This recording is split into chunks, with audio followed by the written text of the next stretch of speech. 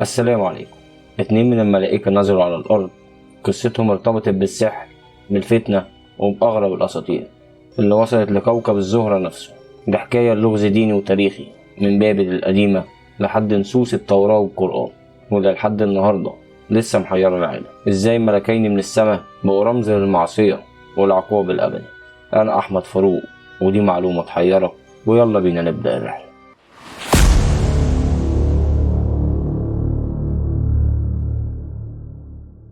النصوص القديمة، التلمود وبعض الأسفار بتقول إن الملائكة قصوا على خطايا البشر وقالوا إزاي البشر بيعصوا. ربنا قال لهم لو كنتم مكانهم كنتوا هتغلطوا، فنزلوا على الأرض كاختبار. وهنا بدأت القصة. بعض الروايات دي بتركز على فكرة سكوت الملائكة في زمن ما قبل الطوفان، لكن تم ربطها بهاروت وماروت. في القرآن القصة جت في سورة البقرة الآية 102، والآية بتتكلم عن السحر اللي اتبعه اليهود في بابل. ربنا قال: وما أنزل على الملكين ببابل هاروت وماروت. وده معناه إن نزولهم كان في زمن بابل أو بعد سيدنا سليمان عليه السلام. المفسرين زي ابن كثير والطبري قالوا إن نزولهم كان في وقت انتشر فيه السحر بين الناس بشكل كبير. ربنا بعث الملكين كاختبار للبشر يعلموهم السحر، لكن مع تحذير شديد: إنما نحن فتنة فلا تكفر. يعني الهدف مش نشر السحر، بل اختبار إيمان الناس. هل هيختاروا العلم ده للأذى والكفر ولا يبعدوا عنه؟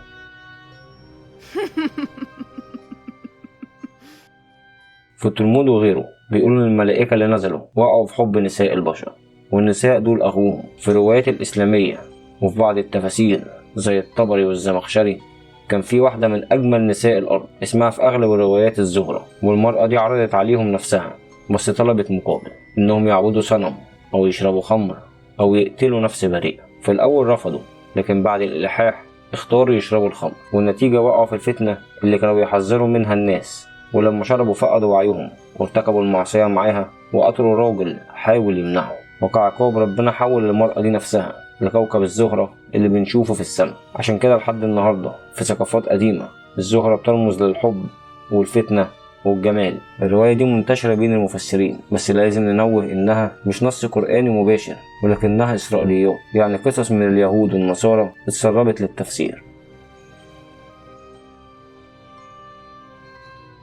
الشياطين لما عرفت بموت سيدنا سليمان كتبوا أصناف السحر، اللي يحب يعمل كذا وكذا يعمل كذا وكذا، وجمعوه في كتاب وختموا عليه بختم عليه نفس نقش خاتم سيدنا سليمان، وكتبوا في عنوانه: هذا ما كتب أصف بن برخية الصديق للملك سليمان بن داود من ذخائر كنوز العلم، ودفنوه تحت عرش سيدنا سليمان. اليهود في بابل كانوا بيخلطوا بين ملك سيدنا سليمان وبين السحر، واتهموه انه كان بيسيطر على الجن والشياطين عن طريق السحر. لكن القرآن الكريم وضح: وما كفر سليمان ولكن الشياطين كفروا يعلمون الناس السحر. يعني سليمان بريء تماما من السحر اللي نشره هم الشياطين. وبعض اليهود كانوا بيستغلوا اللي اتعلموه من هاروت وماروت ويقولوا ده علم سيدنا سليمان، فبقت القصة مرتبطة بالملك النبي ظلما.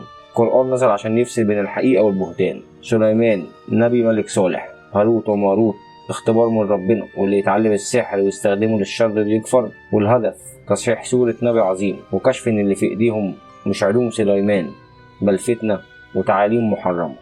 وفي الروايات اليهودية في التلمود بيتهموا سليمان انه استخدم خاتم سحر للسيطرة على الجن، وبعض الاساطير بتقول ان الخاتم كان منقوش عليه اسم الله، ومن خلاله كان عنده قوة فوق الطبيعة. هاروت وماروت بعد ما وقعوا في المعصية ربنا سبحانه وتعالى خيرهم بين عذاب الدنيا وعذاب الآخرة، فاختاروا عذاب الدنيا.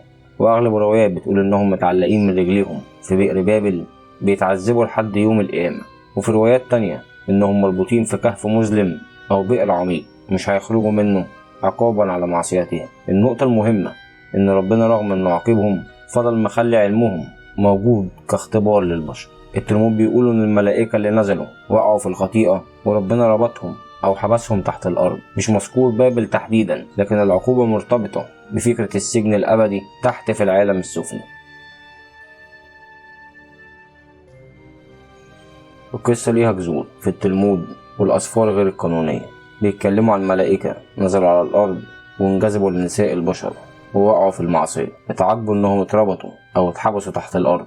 بعض النصوص اليهودية مسمتش الأسماء هاروت وماروت، لكن المسلمين ربطوا بينهم وبين القصص دي. كمان عندهم ارتباط بفكرة إن سليمان كان بيستخدم خاتم سحري يسيطر بيه على الجن، وده اتنقل كاتهام لسليمان عليه السلام. وفي الإسلام القرآن الكريم ذكر القصة باختصار في سورة البقرة: واتبعوا ما تتلو الشياطين على ملك سليمان وما كفر سليمان ولكن الشياطين كفروا يعلمون الناس السحر وما أنزل على الملكين ببابل هاروت وماروت وما يعلمان من أحد حتى يقولا إنما نحن فتنة فلا تكفر.